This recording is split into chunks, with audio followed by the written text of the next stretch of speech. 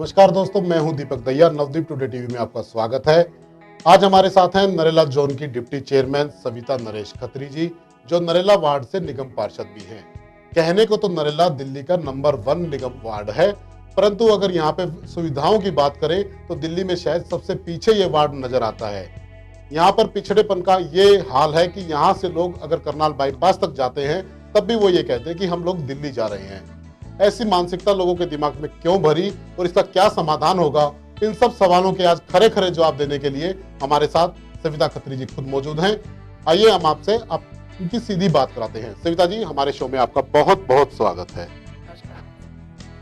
सविता जी, सबसे पहले सवाल मैं आपसे जानना चाहूंगा कि आपकी शादी को भी लगभग 18 साल पूरे हो चुके हैं। 18 साल से आप नरेला में रह रही हैं, नरेला की भूमि को जानती हैं, यहाँ की समस्याओं से अच्छे से वाकिफ हैं। क्या ऐसी राजनीतिक इच्छा शक्ति की कमी रही कि नरेला के लोग आज भी खुद को दिल्ली से बाहर मानते हैं? बिल्कुल, मैं आपकी बात से कुछ हद तक सहमत भी हूँ कि नरेला के लोग आज भी जब बॉर्डर तक जाना होता है या कहीं कर्नाटक प्लेस वगैरह जाना हो तो यही कहेंगे कि हम दिल्ली जा रहे हैं। लेकिन इसमें मैं जनता का इतनी गलती नहीं मानती जितनी अपनी राजनेताओं की गलती मानती हूँ। आपको पता है कि लगातार यहाँ से कांग्रेस के जितने एमपी रहे हैं और विधायक भी उन्हीं के रहे हैं, एक लंबे अरसे से उनकी सरकार रही, लेकिन लोकल राजनेता होने के कारण भी लोगों ने अपने क्षेत्र की समस्याओं पर ध्यान नहीं दिया, जो कम से कम एक राजनेताओं को देना चाहिए था। हमारे यहाँ से जो पहले अपनी एमपी रही कृष्णा तीरथ जी कंडेरा जी, अपने लगभग 15 साल विधायक रहे हैं, लेकिन विधायक होने के नाते भी जो एक मूलभूत सुविधाएं नरेला क्षेत्र को में आनी चाहिए थी वो नहीं आई, और एक मंत्री होने के नाते भी अपने इतने उत्तर पश्चिमी जिलों को वो दे नहीं पाई अपनी सांसद सभा को। मैं आपको बताना चाहूँगी कि नरेला में अगर कोई कॉलेज भी बना है तो वो जब भी भारतीय जनता पार्टी की सरकार हुई है तभी बना है, और उसके अलावा आज तक जितने भी विकास के कार्य हुए हैं मूल आप कुछ भी ले लो, उसमें हमारा कॉलेज ले लो, हमारी अब सीजी डिस्पेंसरी आई है जो बोरगढ़ इंडस्ट्री एरिया में, वो भी जब हमारी सरकार हुई है, हमारी सरकार के साथ काम हुए हैं। कांग्रेस ने सिवा क्षेत्र में कोई विकास का मुद्दा रहा ही नहीं है, सिर्फ उनकी तो फूट डाल और फूट डाल के राज करो वाली नीति रही है।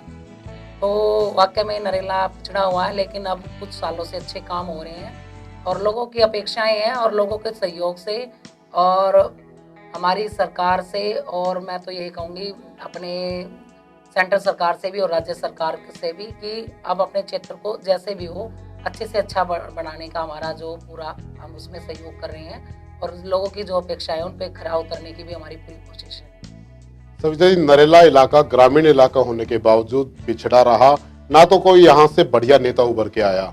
डॉक्टर साहिब सिंह वर्मा के जब वो मुख्यमंत्री थे, केंद्र में मंत्री थे, तब उनके द्वारा कई प्रयास ऐसे किए गए कि इस एरिया को फायदा होता, मगर वे प्रयास कहीं ना कहीं फाइलों में दबे रह गए और नरेला आज भी पिछड़ा रह गया।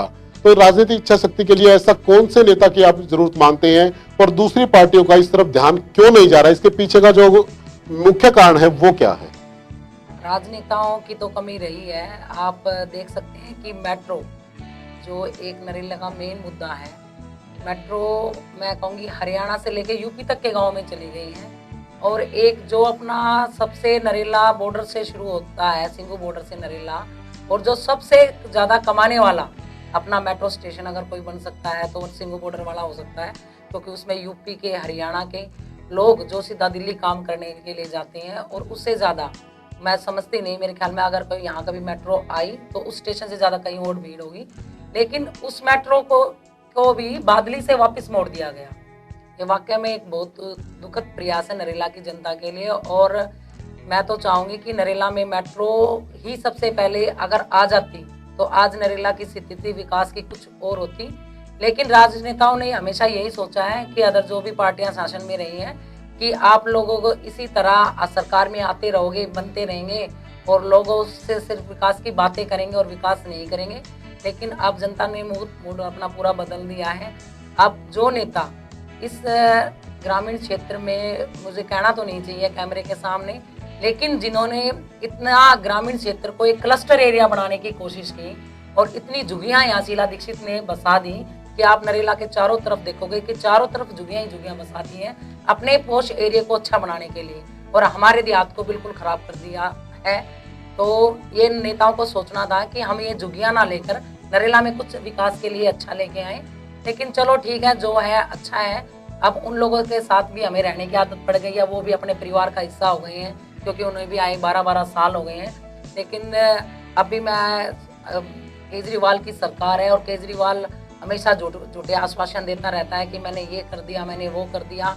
तो मेरी तो पहले केंद्र राज्य सरकार से यही मांग है, तो एक तो नरेला में सबसे पहले आप मेट्रो लेके आओ, और मेट्रो का प्रोजेक्ट केंद्र सरकार पास कर चुकी है और राज्य सरकार उसको पास नहीं कर सकी। और दूसरा, जो नरेला में सबसे बड़ी जाम की समस्या है, और जिस जाम की समस्या के लिए अपना आरओबी बोरगढ़ इंडस्ट्री वाला बन रहा है, वो लगभग केंद्र सरकार पूरा कर चुकी है, पर राज्य सरकार की इतनी बड़ी लापरवाही है कि उसके लूप्स के लिए जो 10-15 पेड़ या 20-25 पेड़ काटने हैं, उनके काटने के लिए वो मनाही कर रही है कि भाई नहीं, पेड़ नहीं काटे जाएंगे, पोल्यूशन हो जाएगा, वो हो जाएगा। और जिसमें जीडीए कह रहा है कि हमने जगह भी दी है बाकायदा पेड़ लगाने के लिए कि आप एक पेड़ काटें, उसकी जगह 10 पेड़ लगाएं, बाकायदा बजट दे रहे हैं, पैसा दे रहे हैं, लेकिन राजनीति के कारण वो हमारा जो प्रोजेक्ट है वो रुका हुआ है।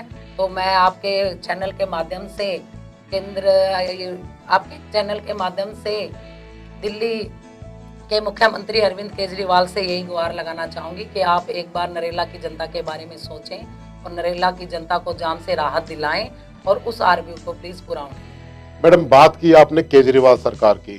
केजरीवाल सरकार जब भी कोई बात होती है तो निगम के सिर पे डोगरा फोड़ देते हैं, और निगम के ऊपर जब बात आती है तो केजरीवाल के मत्थे गड़ देती है।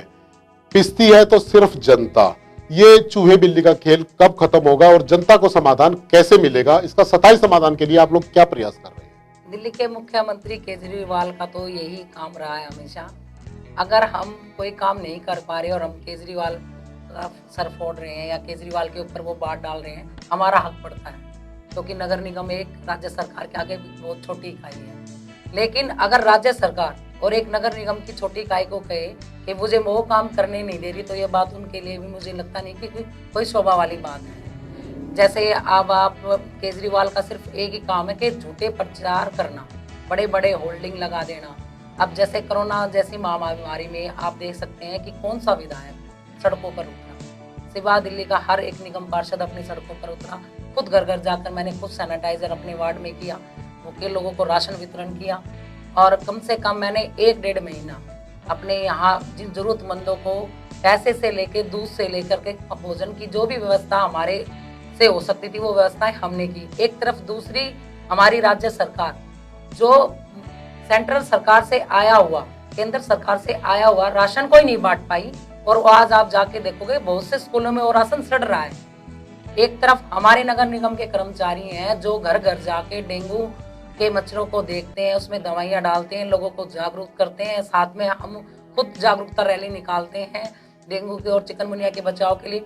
दूसरी तरफ सिर्फ मुख्यमंत्री बड़े बड़े होल्डिंग लगा के कहता है कि 10 दिन और 10 दिन में 10 मिनट में आप डेंगू को खत्म कर लोगे। पर ये कह सकते हैं कि बोलने वाले के तो कहते हैं ना, चने भी बिक, बूढ़े भी बिक जाएं, ना बोलने वाले के चने भी नहीं बिकते। ये काम हो रहा है, वो पैसे वाली पार्टी है, अपने बड़े बड़े प्रचार लगा देती है, अखबारों में इश्तिहार दे देती है, काम कुछ करना नहीं है।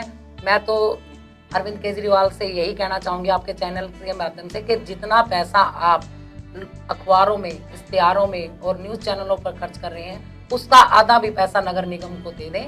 नगर निगम बिना पैसे के भी इतना अच्छा कार्य कर रही है। अगर वो हमारा जो बकाया 12,000 करोड़ रुपए रुके हुए हैं, जिससे हम अपने विकास के कार्य और अधिकता से कर सकें, और एक तरफ केजरीवाल सरकार कह रही है कि हमने लोगों के लिए ये कर दिया, वो कर दिया। मेरा एक छोटा सा यही सवाल है कि 3 साल में आप मुझे ये बता दी जाए, आपने सीनियर सिटीजन की अब तक कितनी पेंशनें बनाई? 3 साल से कोई सीनियर सिटीजन की नई पेंशन नहीं बनी है। हमारे ग्रामीण क्षेत्र में बहुत से बुजुर्ग व्यक्ति आते हैं जिनका परिवार नहीं होता, परिवार में कोई सहायता करने वाला नहीं होता, उनके लिए उनके पास बजट नहीं है कि हमारे पास अभी नया बजट आएगा और नए बजट में हम आके सीनियर सिटीजन की पेंशन बनाएंगे। और एक तरफ केजरीवाल सरकार के पास इतना पैसा है कि वो सारी दिल्ली को फ्री पानी पिला रही है। हमें तो ये समझ नहीं आ रहा कि ये दोगली राजनीति पता नहीं केजरीवाल सरकार कैसे कर रही है और कैसे जनता उनके बहकाव में आ रही है। मैडम, राजनीति के आरोप प्रत्यारोप तो चलते रहेंगे। आप नरेला से निगम पार्षद है। नरेला पूरी दिल्ली में नंबर 1 का वार्ड गिना जाता है। दिल्ली में जब वार्डों की गिनती होती है तो नरेला सबसे पहले आता है। आपके सामने क्या क्या चुनौतियां हैं, नरेला की क्या क्या समस्याएं हैं, ताकि इनको दूर करके ये वाकई नंबर 1 बन पाए? नरेला की समस्याओं के बारे में एक बार जानना चाहिए। नरेला में अगर मैं कहूँ तो सबसे जो बड़ी समस्या है वो ट्रैफिक जाम की रही है अब तक लोगों को लेके, क्योंकि नरेला में आप जानते हो कि एशिया की सबसे बड़ी अनाज मंडी है, जिसके कारण बड़े वाहनों का बहुत आना जाना होता है। लेकिन अब हमने पीडब्ल्यूडी के साथ मिलकर और साथ में ट्रैफिक पुलिस के साथ और स्थानीय पुलिस के साथ, अब आप देख रहे होंगे रामदेव चौक पे हमने डिवाइडर का काम शुरू करा दिया है।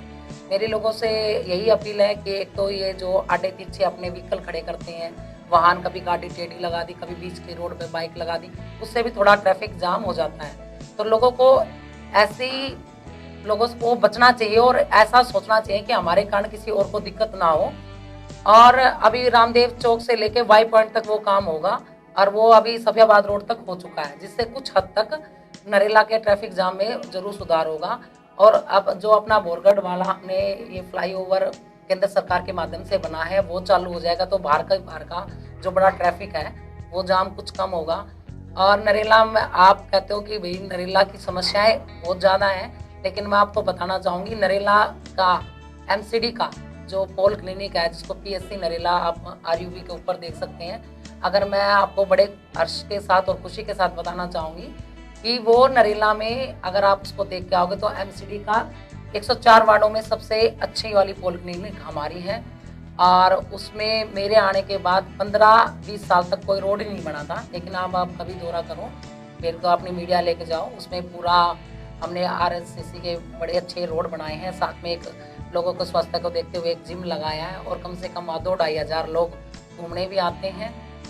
समस्याएं नरेला में है, लेकिन समस्याओं का समाधान धीरे धीरे होगा और कर भी रहे हैं। एक दूसरी जो समस्या है वो जो नरेला की मुख्य है वो हमारी केंद्र सरकार से हमारा प्रोजेक्ट चल रहा है CGS डिस्पेंसरी, क्योंकि अपना देहात मैं कहूँगी, क्योंकि नरेला कस्बा है तो सोनीपत से लेके और नरेला के आसपास के गांव और नरेला में खुद कम से कम 30,000 हमारे दिल्ली पुलिस और BSF आदि के कर्मचारी रहते हैं। उनको जब भी थोड़ी सी भी अगर मैं कहूँ स्वास्थ्य की सुविधाएं चाहिए तो उनको अन्य तक जाना पड़ता है। उसके विचार में हमने कई बार पत्राचार हमारा कब लास्ट स्टेज पे काम पहुँच रहा है, तो एक CGS डिस्पेंसरी अगर नरेला में आ जाती है तो लोगों का बहुत ही ज़्यादा भला होगा। और जो अपने 15-20 हज़ार रिटायर्ड कर्मचारी हैं उनके आने जाने का भी समय बचेगा और आसपास के देहात के लोगों का। मैम, बात की जाए नरेला में दिल्ली नगर निगम में खासतौर से भ्रष्टाचार की, कई चीजें निकल के सामने आई हैं। जैसे लामपुर रोड का अंडरपास है, जब से बना है तब से अब तक विवादों में घिरा रहा है। दिल्ली का सबसे महंगा अंडरपास ये साबित हुआ है, अब ये आपके इलाके में है। दूसरा, नर्सिंग कॉलेज की अगर बात की जाए, बिल्डिंग तैयार है, उसमें लाखों करोड़ों रुपए खर्च हो चुके हैं, परंतु तैयार होने के बाद भी वो बिल्डिंग खंडर बनती जा रही है, उसका किसी भी प्रकार से कोई प्रयोग नहीं किया जा रहा है। तो जो टैक्स पेयर है उनके पैसे के साथ ऐसे खिलवाड़, क्या कहेंगे इस बात पे कि जो दोषी अधिकारी हैं, दोषी जो अधिकारी रहे हो, पार्षद रहे हो, क्या क्यों ना उनके खिलाफ कड़ी कार्रवाई गवर्नमेंट को करनी चाहिए? मैं आपको बताना चाहूँगी कि नरेला का अंडरपास जो आप कह रहे हो कि दिल्ली का सबसे महंगा अंडरपास बना, लेकिन उसमें सुविधाएं भी इतनी अच्छी है। आप प्रेमवाड़ी ब्रिज देख लीजिए, मुडका वाला ब्रिज देख लीजिए, जब भी कितनी भी बड़ी बारिश हो हमेशा सारे आरयूबी में पानी भरता है। लेकिन नरेला का अंडरपास ऐसा है जिसमें आज तक इतनी ज़्यादा बारिश हुई दिल्ली में फिर भी पानी नहीं मिला और अच्छा काम चल रहा है। ऐसे नहीं है, हम उसका पूरा ध्यान रखते हैं। कुछ जब व्यक्ति काम करता है तो उस काम में कुछ ना कुछ गलतियां भी होती हैं। अगर काम ही नहीं करेंगे तो गलतियां कैसे होंगी, और जब व्यक्ति गलतियां करता है तो उसको सुधारने के लिए भी कुछ कार्य किए जाते हैं। ऐसा नहीं है। आरव्यू हमारा नरेला में, मैं तो बड़े गर्व से कहना चाहूँगी कि वार्ड नंबर 1 का आरव्यू जब पूरी दिल्ली में पानी भरा हुआ था तब भी उसमें पानी नहीं था। और हमारे नगर निगम के जितने भी अधिकारी हैं, अगर कोई ऐसा भ्रष्टाचार का मामला रहा है तो उसकी इंक्वायरी डिपार्टमेंट का काम है, डिपार्टमेंट करेगा। अगर हमारे कानों तक ऐसी कोई बातें आई हैं तो उस पर हम जरूर जो भी हमारा अधिकार बनता है अपने क्षेत्र के लिए कि भ्रष्टाचार ना हो और लोगों को अच्छी से अच्छी सुविधाएं दिलाई जाएं, उसमें भी अगर हमारा कोई भी रोल बनता है उसको हम एक ईमानदारी के साथ अपना रोल निभाएंगे और भ्रष्टाचारी अधिकारियों के खिलाफ कड़ी से कड़ी कार्रवाई की जाएगी। मैडम, आरयूबी की तारीफ आपने करी, पर उसकी हकीकत से मैं आपको अवगत कराना चाहूंगा कि उसमें जो उसका नक्शा था, नक्शे के हिसाब से बहुत सारे चेंज किए गए हैं। उसमें ना तो लिफ्ट लगी है, ना उसमें टाइल लगी है, और रही उसमें पानी भरने की बात, खुद हमारी टीम ने मौके पर जाकर उसमें से डूबी हुई डीटीसी बसों को निकलते हुए कवरेज किया है। डीटीसी की बसें तक इसमें डूबती हैं। आज भी उसका आप हाल देखेंगे तो हर तीसरे दिन, हर हफ्ते में उसकी जो जालियां हैं वो टूट के बिल्कुल क्रैक हो जाती हैं, उनको बार बार रिपेयर किया जाता है। तो इतना घटिया मटेरियल, क्या आपकी तरफ से आप चाहेंगे कि उस टाइम पे चाहे जो निगम पार्षद थे वो बीजेपी के थे, मैं मानता हूं, आपको उनके बारे में आप शायद खुल के ना बोल पाए, परंतु जो अधिकारी, जो पार्षद, जो भी उसके लिए जिम्मेदार रहे हैं, क्या उनके खिलाफ विभागीय जांच होकर कड़ी कार्रवाई की अनुशंसा आपकी तरफ से भी की जाएगी? मैं आपको बताना चाहूंगी, भारत एक लोकतांत्रिक देश है। जब भी कोई काम होता है तो हर व्यक्ति को अधिकार है कि उस काम को कैसे बाधा किया जाए, कैसे रोका किया जाए। क्या है, नक्शा जरूर बना होगा कि दोनों तरफ लिफ्ट होगी, दोनों तरफ जिम्मे होंगे, लेकिन कुछ ना कुछ ऐसी अड़चने नहीं होंगी, या तो जगह की कमी रही होगी, या किसी ने जाके कोर्ट में स्टे डाल दिया होगा। आप देख सकते हैं कि जो अपना दिल्ली बॉम्बे हाईवे बन रहा है वो एक घर के कारण रुका हुआ है। जब धरती पर काम उतरता है, प्रशासन पूरा अपना बेस्ट से बेस्ट देने की कोशिश करता है कि हम, कोई भी अधिकारी या कोई भी नेता नहीं चाहेगा कि उसके क्षेत्र में कोई भी गलत काम हो, सब ये चाहेंगे कि अच्छे से अच्छा काम हो। लेकिन लोकतंत्र का यही है कि व्यक्ति जब भी कुछ ना कुछ काम करता है तो उसमें या तो कुछ स्थानीय लोगों की अड़चन आ जाती है, या कुछ प्रशासन की तरफ से ऐसी अड़चन आ जाती है जिनको का समय आने पर ही निपटारा होता है। कोर्ट में अगर कोई व्यक्ति चला गया तो 6 साल तक, 7 महीने तक, वो 7 साल तक, 10 साल तक वो केस चलता ही रहेगा। जब तक वो फैसला नहीं होगा वो काम होगा नहीं है। लेकिन मैं आपको बताना चाहूंगी कि मैंने अपने आने के बाद अपने ही कार्यकाल में एक तरफ की सीढ़ी जो लामपुर की तरफ जाती है वो सीढ़ियाँ मैंने खुद बनवाई हैं। और रही जाली और वैसे ही टूटने की व्यवस्था, पानी भरने की व्यवस्था, समवेल कभी कभी क्या होता है कि हर किसी का दोष दूसरे पे डालना आसान होता है। अगर नाली रुक गई तो किसका दोष? कर्मचारी का। अगर ट्रैफिक जाम हो गया तो किसका दोष? ट्रैफिक इंस्पेक्टर का। लेकिन मैं एक खुद गृहिणी हूँ, अगर मुझे इतना ध्यान रहता है, अगर मैंने चाय की पत्ती डाल दी तो मेरे सिंक की सारी वो लाइन रुक जाएगी, जिसके कारण मुझे अपना पूरा पत्र फाड़ना पड़ेगा। तो कुछ मैं पब्लिक से भी यही सहयोग करना चाहूँगी कि जो कूड़ा है आप उसमें ना डालें, गलियों में, नालियों में भर के पन्नी डाल देते हैं, वो रुक जाती है। जब हम अपने घर का इतना ध्यान रखते हैं तो अपने क्षेत्र का भी ध्यान रखना चाहिए। और ये तो रूटीन के काम है, थोड़े बहुत। अगर जब कंटिन्यू बारिश होगी 12-13 घंटे तो घर की छतों पर भी पानी भर जाता है। वो तो आरव्यू है, तो सारे गांव का, नरेले का भी पानी और बागनेर का भी पानी सीधा वहीं भागा होता है। और बीच में अभी जो नाले का काम रुका हुआ है वो लोगों ने कोर्ट में स्टे ले रखी है, इसलिए उसके जो नाले हैं वो ठीक ढंग से नहीं बन पाए। जिस दिन कोर्ट से फैसला हो जाएगा उस दिन उस आरव्यू में पूरा काम हो जाएगा। और जालियाँ टूटती रहती हैं, ठीक होती रहती हैं, ये तो ऐसे काम तो है नहीं, घर में भी रिपेयर होती रहती है, टूटती रहती हैं। क्योंकि लामपुर से जितनी गाड़ियाँ आती हैं वो सारी भारी भरकम सामान की आती हैं। और एक तरफ की जाली इसलिए ज़्यादा टूटती है कि जब वो दिल्ली में एंटर करती हैं तो गाड़ियाँ सारी लोडेड होती हैं। उसमें हमारे बड़े सरिये से लेके दान तक की गाड़ियाँ और टुकड़ी टुकड़ी की बड़ी गाड़ियाँ, 16-16 टायर वाली गाड़ियाँ, तो जब उन पे जालियों पे प्रेशर डलता है तो वो टूट जाती है, लेकिन उसके बाद वो ठीक भी हो जाती है। आप दूसरी तरफ की जाली देखोगे जहाँ से खाली व्हीकल जाता है वहाँ से कभी नहीं टूटी होती है, क्योंकि एक तरफ रोड पर ज़्यादा लोड होता है, दूसरी तरफ ठीक है। लेकिन आपने बता दिया कि टूटी हुई है तो कल उनको फिर ठीक करा देंगे। ये तो एक प्रक्रिया है, सामान टूटता रहेगा, ठीक होता रहेगा और ऐसे ही चलता रहेगा। मैम, पार्टी गाइडलाइन से बंधे होने के कारण मैं आपकी जो आपकी मजबूरी को समझ सकता हूँ। बात की लिपापोती करने की कोशिश की जाती है, पर आपकी तरफ से सुधार करने की भी कोशिश की जाती है, हम इस बात को इग्नोर भी नहीं करते।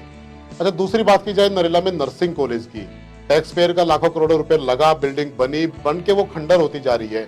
आखिर नरेला की बच्चियों को नर्सिंग कॉलेज की सुविधा कब मिलेगी, और अगर ये रुकी हुई है तो क्यों रुकी हुई है? नरेला में नर्सिंग होम की बिल्डिंग बनी हुई है, साथ में हॉस्टल की भी बिल्डिंग बनी हुई है। और जब हम चुनाव जीत के आए उसके बाद हमारे सामने भी यही चुनौती थी कि भाई उसको नर्सिंग कॉलेज और हॉस्पिटल को कैसे चालू किया जाए। उसके बाद हमने अपनी पूरी टीम का सर्वे भी कराया, उसमें हमारे अपने एडिशनल कमिश्नर भी थे और नॉर्थ एमसीडी के कमिश्नर भी थे और अपने डीएचओ वगैरह भी सारे थे। लेकिन उसमें एक मेन जो दिक्कत आ रही है कि जो जब हम अपने नर्सिंग पॉलिक्लिनिक की तरफ जाते हैं तो उसमें रोड थोड़ा सा छोटा रोड है, क्योंकि अगर हम कोई अस्पताल या नर्सिंग कॉलेज की सुविधा देते हैं तो कम से कम उसमें फायर की गाड़ी और एम्बुलेंस की गाड़ी निकलनी चाहिए। लेकिन वहाँ थोड़ा सा इंक्रोच है, उसके कारण फायर की गाड़ी उसके अंदर तक नहीं जा सकती। इसलिए वो थोड़ा सा डिले हुआ है, लेकिन हमने भी उसमें अब काम किया है। हमारी सोच है कि एक तरफ का जो अपना पीएससी का जो रोड है वो अपनी ही जगह है, तो ना उसको थोड़ा चौड़ा कर दिया जाए और थोड़ा सा आरबीओ को छोटा करके थोड़ा उसको चौड़ा कर दिया जाए, ताकि दोनों तरफ से गाड़ी, फायर की भी और एम्बुलेंस आने और जाने में कोई दिक्कत ना हो। उसका भी विचार चल रहा है। उसके साथ साथ मैंने आपको अभी बताया कि हमने सीजीएस डिस्पेंसरी को लेकर केंद्र से मांग की है, तो मैंने यही सुझाव भी दिया था कि हमारे पास हमारे पीएससी में जो नर्सिंग और क्लिनिक की जो जगह खाली है नर्सिंग कॉलेज की, तो ना उसमें सीजीएस डिस्पेंसरी ले दी जाए, ताकि लोगों को सुविधा हो सके। और एक इतनी अच्छी बिल्डिंग नगर निगम ने बनाई है, आप आज भी उस बिल्डिंग को देखोगे तो आप बिल्डिंग में कोई कमी नहीं निकाल सकते। बिल्डिंग बिल्कुल बड़ी अच्छी बनी हुई है, तो हमारी भी सोच है कि हमारे रहते रहते इसका क्यों ना यूज़ किया जाए। जब इतना टैक्स पेयर वालों का है और पूरा नगर निगम का इतने लागत से वो बिल्डिंग बनी है, कुछ ना कुछ उसमें अच्छा करने की सोच है। और मेरी एडिशनल कमिश्नर से भी बात हुई थी, कल परसों का हमने दौरा भी रखवाया था, लेकिन कमिश्नर को कोरोना होने के कारण वो नहीं पाया। आने वाले कुछ ही समय में नर्सिंग कॉलेज का हमारा जो भी है, क्या हम आपको साफ साफ बता देंगे, इसमें कॉलेज आ रहा है या सीजीएस डिस्पेंसरी आ रही है या नरेला जोन शिफ्ट हो रहा है, कैसे भी हो उस बिल्डिंग को 2 या ढाई महीने में हम एक का किसी भी कार्य क्षेत्र में यूज़ किया जाएगा, उसको पूरा प्रयोग किया जाएगा। मैडम, बात की जाए नरेला की जमीनी हकीकत से जुड़ी समस्याओं की, नरेले की जनता हर रोज जूझती है घंटों के जाम से, सड़कों के अतिक्रमण से। दुकानें हैं, दुकानों के आगे रेडी है, रेडी के आगे दूसरा कोपचे वाला बैठता है, उसके आगे पार्किंग, परंतु इनके लिए कोई ठोस व्यवस्था नहीं है। एमसीडी की गाड़ी वहां से रेडी के लिए निकलती है, निकलने से पहले उनको फोन आ जाता है कि गाड़ी रेडी के लिए आ रही है, वो अपना सामान हटा लेते हैं। ये मिली भगत जो चल रही है, कहां से क्या लूप पॉइंट है, और जो जनता को वाकई इसका समाधान मिलना चाहिए वो इसके लिए परेशान क्यों है, कैसे उसको समाधान मिले? नरेला में जाम की समस्या वाकई में बहुत ज़्यादा है, लेकिन नगर निगम का ये अपना एक दैनिक कार्य है। हफ्ते में 10 दिन में रेडियो को उठाना, फिर रेडियो को छोड़ देता, कुछ चलान लेंगे, जो उनका भी अपनी जो प्रक्रिया होती है। लेकिन मैं इसमें सारा दोष दिल्ली पुलिस का बताना चाहूँगी, और साथ में जो पीडब्ल्यूडी के नारे हैं, आप देखोगे बोरगढ़ से जब हम नरेला अलीपुर आते हैं तो उस तरफ पे पीडब्ल्यूडी का मैंने खुद कम से कम 20 बार मैं बोल चुकी हूँ, और मैंने पत्र व्यवहार भी किया है कि आपके नाले पे इतना इंक्रोच हो रहा है, साथ में झुग्गियाँ पड़ी है, टूल ट्रैवलर्स के दफ्तर चल रहे हैं, साथ में गाय बांधी हुई है। अगर कल को वहाँ कोई हादसा हो जाता है तो जिम्मेदारी सीधा नेता जनप्रतिनिधियों की बनती है कि आप लोग जवाब दो, आप लोग सीट पे बैठो। लेकिन पीडब्ल्यूडी वाले का डिपार्टमेंट के कानों पर जू भी नहीं रुक रही थी। हमने उनको बोला कि नगर निगम, दिल्ली पुलिस और पीडब्ल्यूडी के तीनों अधिकारी मिलकर एक ज्वाइंट एक्शन हो और उस पर कड़ी से कड़ी कार्रवाई की जाए, क्योंकि जब नाला इंक्रोच होता है तो उसको डीसील करने में दिक्कत आती है, इसके कारण बरसात में पानी भी बढ़ता है। और रही जब भी कोई रेड हम करते हैं, नगर निगम भी करता है, तो उसका सीधा यही होता है कि हमने रोड खाली करा दिया। रोड खाली होने के बाद सीधा बाकायदा कंप्लेंट, रोड खाली के फोटो, और उसमें एक डीसी की तरफ से हमारा पत्र जाता है दिल्ली पुलिस को कि हम इस रोड को खाली करा चुके हैं, अब आगे से ये रोड इंक्रोच ना हो, उसकी जिम्मेदारी सीधा दिल्ली पुलिस की है। लेकिन उसमें दिल्ली पुलिस भी थोड़ी लापरवाही करता है, लेकिन ये चलता रहता है। करवावे भी हैं साथ साथ। पीछे जब हम आए थे तो लोगों की दुकानों पे इंक्रोचमेंट बहुत ज़्यादा थी, कई दुकानें हमने सील भी कराई, जिसके कारण नरेला में कुछ दिन तक राहत भी रही। लेकिन जनप्रतिनिधि होने के कारण इतने सख्त से सख्त कदम हम नहीं उठा सकते जितना प्रशासन उठा सकता है। तो मेरी तो नगर निगम से भी और दिल्ली पुलिस से भी ये रिक्वेस्ट है कि भैया आप सब लोग अपना काम ईमानदारी से करें, ताकि नरेला की जनता को कोई असुविधा ना हो। मैडम, ये तो बात रही नरेला की समस्या कि आप एक जनप्रतिनिधि हो, आपको सॉफ्ट होना पड़ता है, मगर जो अधिकारी हैं आप उन पर भी भरोसा नहीं कर सकते। जैसे बिल्डिंग विभाग का ही मैं आपको उदाहरण देना चाहूँगा, अगर कहीं पे कोई बिल्डिंग के लिए एक रिक्शा रोडी या बुजुर्गों की भी किसी के घर पहुँचती है, तो जैसे किन्नरों को पता लग जाता है कि उनके घर लड़का हुआ है, वो बधाई मांगने पहुँच जाते हैं, तो एमसीडी के अधिकारी तुरंत वहाँ पर अपना हिस्सा लेने पहुँच जाते हैं। क्या वो आपके नॉलेज में होता है? अगर वो नहीं होता तो ऐसे जो अधिकारी हैं उनके ऊपर क्या कार्रवाई होती है और किस किस पे कार्रवाई अभी तक हुई? आपके चैनल के माध्यम से मैं नरेला की जनता से हाथ जोड़कर यही अपील करना चाहूँगी, अगर आपके सामने, अगर आप अपना कोई घर या दुकान या कोई भी छोटा मोटा कुछ भी बना रहे हो, अगर आपके पास आकर नगर निगम का कोई भी अधिकारी आपसे 1 पैसे की भी रिश्वत मांगे, तो आप सीधा मेरे से कॉन्टैक्ट करें और ऐसा जो भी कोई भ्रष्ट अधिकारी होगा उसके खिलाफ कड़ी से कड़ी कार्रवाई की जाए। मैडम, अगर नरेला वार्ड की समस्याओं की बात करें तो लिस्ट बहुत लंबी हो जाती है। नरेला की जनता आपसे जानना चाहती है कि इन समस्याओं से कब तक छुटकारा मिलने की संभावना है। आपकी जो टर्नओवर है उसका भी लगभग 80-85% काम टाइम जो है वो पूरा हो चुका है। तो क्या आप भी अगली टर्म पे टाल देंगे या वाकई कोई स्थायी समाधान देंगे जिससे भविष्य आपको याद रखे कि एक ऐसी निगम पार्षद हमारे बीच में आई थी जो इस काम को करके गई थी? मैं आपको बताना चाहूँगी कि जब हम चुनाव जीत के आए थे तो जो नरेला का मेन सबोली रोड है उस रोड की हालत वाकई में बहुत खस्ता थी। मेरे ख्याल में रोड कम गड्ढे ज़्यादा थे।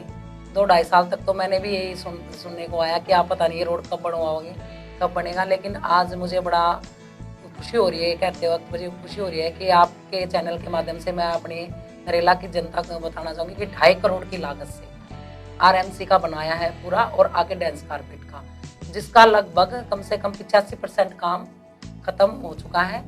जो 15% रह रहा है वो भी जल बोर्ड के कारण थोड़ा सा स्टार्टिंग का रह रहा है। तो एक समस्या तो वो हमारी खत्म हो गई, जो मेन सबोली रोड से और वहाँ तक कैंप तक जाने वाले लोगों के लिए बड़े ही, जो हरियाणा से कुछ लोग आते थे उनका जो मेन रास्ता वो सबोली रोड वाला ही था। दूसरी जो हमारी सबसे मेन समस्या थी वो पोल क्लिनिक में पीएससी के रोडों की थी, जो वो रोड अब अच्छे से बन चुके हैं। एक हमने अपनी जो बड़ी समस्या थी जिसको पहले 25 साल में जब से कभी पोल क्लिनिक बना होगा तब उसके रोड बने थे, उसके बाद अभी हमने बनवाए हैं, वो समस्या हमारा जो है वो भी खत्म हो चुकी है। तीसरी जो थी नरेला के जितने भी पार्क हैं उन सब पार्कों में हमने ओपन जिम लगाए हैं। मेरे वार्ड में लगभग मैंने 11 ओपन जिम लगा चुकी हूँ और 3 जो ऐसे क्षेत्र हैं जहाँ 3 पार्क जगह हैं जहाँ जिम प्रस्तावित है। उसके बाद नरेला का कोई भी क्षेत्र ऐसा नहीं होगा जिस पार्क जहाँ पार्क हो एमसीडी का और वहाँ जिम ना हो, ताकि लोग स्वस्थ रहें। उसके अलावा डीडीए पॉकेट में जितने भी हमारी डीडीए पॉकेट में सब में डांस कारपेट का काम लगभग हो चुका है। उसमें 2 पॉकेटें रह रही हैं और बाकी आप देखते हैं तो काम फाइनली टच पे है। उसके बाद अपने तीनों पानी हैं, मामूरपुर उद्यान और पन्ना पपोसिया। मैं आपको आपके चैनल के माध्यम से लोगों को बताना चाहूँगी कि हमारे तीनों पानों में कार्य चल रहा है। अगर मेरी नज़रों से कोई गली या सड़क ऐसी रह गई हो जहाँ तक मेरी नज़र ना पहुँच पाई हो और वो गली टूटी हुई हो, तो आप सीधा सभी लोग आके नगर हमारे निगम कार्यालय पर आकर मुझे बताएं। मैं आपकी वो रोड और नाली की समस्या बहुत ही जल्द उसका निपटारा करने का पूरा प्रयास करूंगी, और क्योंकि हमारे काम चल भी रहे हैं तो वो जल्द से जल्द वो आपको रोड और नाली आपकी बन जाएगी। मैं एक बार फिर से कहना चाहूंगी नरेला के क्षेत्रवासियों से, अगर आपकी कोई सड़क, गली, नाली, पुलिया टूटी हुई है तो एक बार आप मुझे फ़ोन पे, व्हाट्सएप पे या फेसबुक के माध्यम से अपनी गली के बारे में ज़रूर बताएं। उसके अलावा जो हमने अभी आपको बताया भाई साहब, जो अपनी 13 बीघा की ज़मीन की बाउंड्री वॉल की है उसमें कुछ ना कुछ नरेला वासियों के लिए, चाहे वो पार्क हो, चाहे कम्युनिटी सेंटर हो, चाहे मल्टीपल स्टोरी पार्किंग हो, कुछ ना कुछ लोगों के लिए एक अच्छा रहेगा। और जो मैं बताना चाहूँगी, जिसको कभी मेरे पोते पड़पोते पार्क में जाएंगे, गौतम कॉलोनी का पार्क जो मैंने अपनी नरेला की जनता को सौगात में दिया है, वो जो हमारा ड्रीम प्रोजेक्ट है वो भी लगभग पूरा हो चुका है। और समस्याएं हैं, एक मेन जो समस्या है पार्किंग की है, जो नरेला में एक है कि एक अच्छी सी पार्किंग बनाई जाए। उसके लिए हमने कुछ जगह चिन्हित भी कर रखी है और उसको लेकर डिपार्टमेंट से भी बातें हो रही हैं। अब वो देखते हैं कि भाई वो जगह निकलती कहाँ है। वो रामदेव चौक भी हो सकता है, वो किसी रहायशी इलाकों के बीच में भी हो सकता है, वो नरेला से थोड़ी सी बाहर भी हो सकता है। लेकिन हमारा जो मन है वो ये है कि वो नरेला की ऐसी पीक जगह पर हो ताकि जो बाजार में हमारे दूर गांव से लोग व्यक्ति आए वो उनकी भी गाड़ी खड़ी हो जाए, और जो नरेला में रहने वाले हैं, बहुत सी छोटी गलियां हैं, गाड़ी सबके पास है, कि रात को उनकी भी गाड़ी खड़ी हो जाए। तो इस विषय को भी लेकर हमारा कार्य प्रगतिशील पर है और मैं सभी लोगों से यही प्रार्थना करना चाहूँगी कि आप अपना प्यार और आशीर्वाद मेरे पे ऊपर बनाए रखें। और नरेले की जो भी समस्याएं हैं उसका हमने पूरा समाधान करने का, पूरी समस्याओं को समाधान करने की कोशिश की है, लेकिन कुछ काम फिर भी बाकी रह जाते हैं क्योंकि व्यक्ति में समाज है, समाज में काम चलते रहते हैं, काम तो कभी खत्म ही नहीं होते हैं। लेकिन अगर भगवान हमें अगली बार फिर से नरेले की जनता मौका देती है या पार्टी टिकट देती है और अगले बार नरेला की जनता हमें फिर इस कुर्सी पर बैठाते हैं। तो नरेला की जनता के लिए मैं जो मेरे मन में सोच रखे हैं उससे और भी अच्छे अधिक हम काम कराएंगे, ना कि अपने टर्म में अगर भगवान मौका भी नहीं देता तो मेरे दिल में खुशी रहेगी कि मैंने 5 साल में अपनी नरेला के क्षेत्र के लिए बहुत से अच्छे काम कराए। मैडम, आपने आज नवदीप टुडे से बात करते हुए वादे भी बहुत किए, काम भी बहुत गिनवाए और नरेला की जनता आपसे अपेक्षा भी रखेगी कि ये वादे सभी पूरे हों, धरातल पर उतरे, वादे सिर्फ वादे ना रह जाएं। इसी अपेक्षा के साथ नवदीप टुडे से जुड़ने के लिए आपका बहुत बहुत धन्यवाद। आगे भी हम नरेला की समस्याओं के लिए आपसे बात करते रहेंगे। आपका बहुत बहुत धन्यवाद। आपका भी बहुत बहुत धन्यवाद। और मैं आपके चैनल के माध्यम से नरेला की जनता को बताना चाहूँगी, अगर आपके क्षेत्र की भी कोई भी समस्या हो तो आप सब लोग मेरे घर पर, मेरे फ़ोन पर, मेरे व्हाट्सएप पर, एक मेरा मोबाइल नंबर भी आप सब लोग लिख लीजिए 7291999001। आप इस पर मुझे 24 घंटे कभी भी फ़ोन कर सकते हैं और अपनी समस्याओं से मुझे अवगत करा सकते हैं। आपका वैसा बहुत बहुत धन्यवाद।